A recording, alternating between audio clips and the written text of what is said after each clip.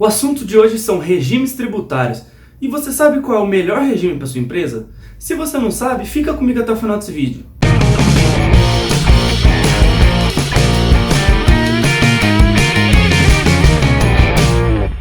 Fala pessoal, tudo bem? Meu nome é Sandro Deladro, eu sou o criador do canal Mundo Jurídico na Web. E o assunto de hoje são os regimes tributários das empresas. Bom, se você não sabe qual é o melhor regime para sua empresa, eu sugiro ver esse vídeo até o final, porque ele pode te ajudar e muito. Mas antes de mais nada, se inscreva no meu canal, ativem as notificações para ficar por dentro de todas as novidades no mundo jurídico e para que a gente possa continuar trazendo novidades e conteúdos relevantes para vocês. Vamos então ao primeiro regime tributário, é o chamado lucro arbitrado.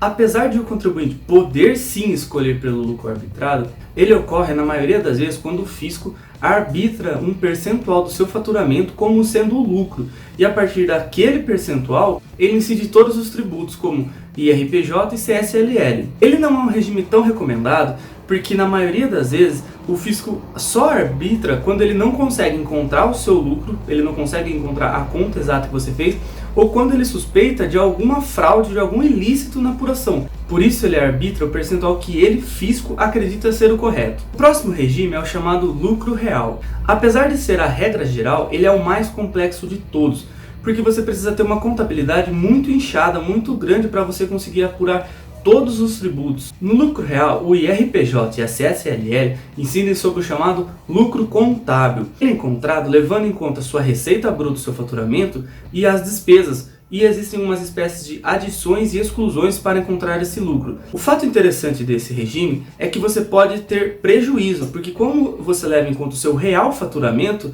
você pode ter um mês um faturamento de 10 e uma despesa de 20, logo você teve um prejuízo. E com isso, ao invés de você ter um imposto a pagar, você tem um imposto negativo, é a base de cálculo negativa que a gente chama, o chamado prejuízo fiscal. Então, a empresa que tem o prejuízo, ela pode utilizar esse prejuízo para acreditar, para compensar nos tributos posteriores à data do prejuízo. Atente-se, porém, que existe um limite de 30% por compensação. Logo, se você teve um prejuízo de 10%, a sua próxima compensação só pode ser de 3%, que corresponde a 30% do seu prejuízo. O lucro real é indicado para as empresas que possuem um faturamento muito inconstante. Por exemplo, brinquedo, que você tem exatamente os meses que você vai ter um alto faturamento e mais outros meses você vai ter muito prejuízo. E, portanto, você consegue utilizar esse prejuízo para compensar nos tributos posteriores. O terceiro que eu queria falar é o chamado lucro presumido. É uma técnica simplificada para ajudar as empresas que não precisam ter uma contabilidade tão grande. Bom, como o próprio nome diz, o fisco ele pega um percentual do seu faturamento ou receita bruta e incide uma alíquota que ele, fisco, acredita que é a sua margem de lucro. Por exemplo, você teve um faturamento de R$100.000. O fisco acredita que na sua atividade a margem de lucro gira em torno de 15% do seu faturamento. É apenas um exemplo. Logo, ele pega os seus R$100.000, incide 15% e sobre o resultado é que vai ser a base de cálculo para os outros impostos. Nesse caso, o seu lucro presumido seria de 15 mil, 100 mil incidindo a alíquota de 15%. E é sobre os 15 mil que será aplicado as alíquotas do IRPJ e da CSLL. O lucro presumido é indicado para empresas que possuem uma alta margem de lucro. Se o fisco acredita que sua margem de lucro é de 15%, para você optar pelo lucro presumido, sua margem de lucro tem que ser maior do que 15%. Pode perceber então que nesse regime o fisco não está nem aí com o seu lucro real, ele opta pelo seu lucro presumido. Desse modo, se a sua empresa tiver prejuízo, por exemplo, faturou 100 mil e mais teve despesa de 150. Mas note que a alíquota do lucro presumido ela incide sobre a sua receita bruta sobre o seu faturamento. Ou seja, você teve receita, mas a sua receita não foi maior que as suas despesas.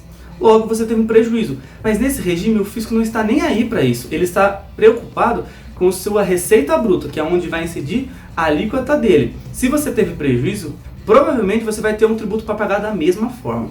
Por isso, além de ter uma margem de lucro maior, é indicado para as empresas que possuem pouco prejuízo durante o ano. Para terminar, vamos falar do chamado Simples Nacional. O Simples Nacional foi criado pela Lei 123 de 2006 e tem o intuito de simplificar, como o próprio nome diz, a tributação nas pequenas e médias empresas. Se você fatura até 4,8 milhões ao ano, em regra, você pode se enquadrar numa das empresas do Simples.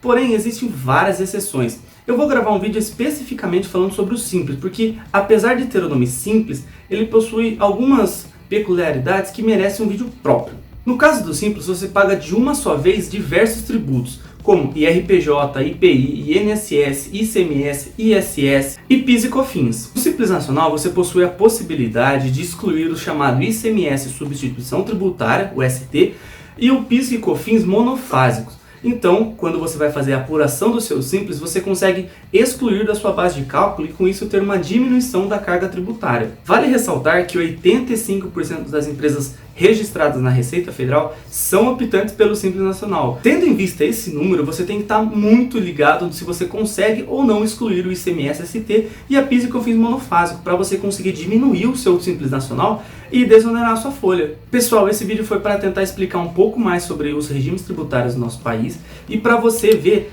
qual que é o melhor para sua empresa, se é um lucro presumido, se é um lucro real, se você se encaixa no Simples Nacional, se você tem prejuízo, se você não tem, se você consegue excluir o ICMS, ST e a PIS e a COFINS. Então, antes de você escolher esse tributo, é essencial que você faça um planejamento tributário para você ver qual regime é o essencial para sua empresa. Essas foram as minhas colocações, pessoal. Se inscreva no canal, ative as notificações, deixa aquele seu like, compartilhe com alguém que você acha importante. Se esse vídeo te ajudou, ele pode ajudar muitas outras pessoas.